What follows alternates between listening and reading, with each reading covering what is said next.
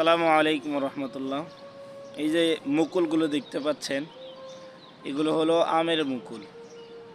দেখতে এখানে লক্ষ লক্ষ কোটি কোটি মনে হচ্ছে, কিন্তু এগুলোর কিন্তু সবগুলোই ফুলে পরিপূর্ণ হবে না। আবার কিছু কিছু মুকুল ফুলে পরিপূর্ণ হবে, কিন্তু এগুলো আবার ফল পর্যন্ত পৌঁছবে না। আবার কিছু কিছু ফল হবে, শুরুতে গুটি কাঁচা থাকবে, এগুলো বড় হওয়ার সময় পাবে না, তার আগেই ঝরে যাবে।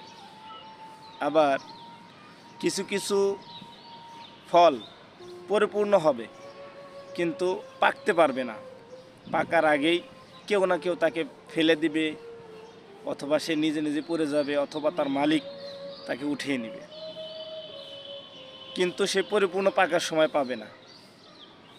এই গল্পগুলো বলার উদ্দেশ্য হলো, আমি আপনার যারা এখনও যুবক আছি, তারা হয়তোবা ভাবতেছে আমাদের সময় বহু আছে, আমরা এখনই আল্লাহ দরবারে চলে যাব না, আল্লাহ আমাদের ডাক দিবেন না, মৃত্যু আমাদের হবে না, অনেকে এটাই ভাবি। কিন্তু এই ফুলগুলো থেকে আপনি উদাহরণ নেন, প্রত্যেক মুকুল ফুল হয় না, প্রত্যেক ফুল ফল হয় না, প্রত্যেক ফল পাকা পর্যন্ত সময় পায় না। আমার আপনারও তেমন সময় নেই। আল্লাহ যখন ইচ্ছা, যে সময় ইচ্ছা, যে মুহূর্তে চাইবেন, ঠিক সেই মুহূর্তে আমাকে এবং আপনাকে আল্লাহ তাআলা উঠায় নেবেন।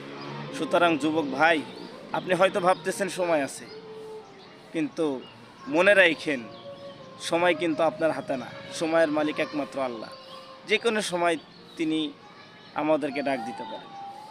তো এই ফুল থেকে আমাদের শিক্ষা নেওয়া উচিত।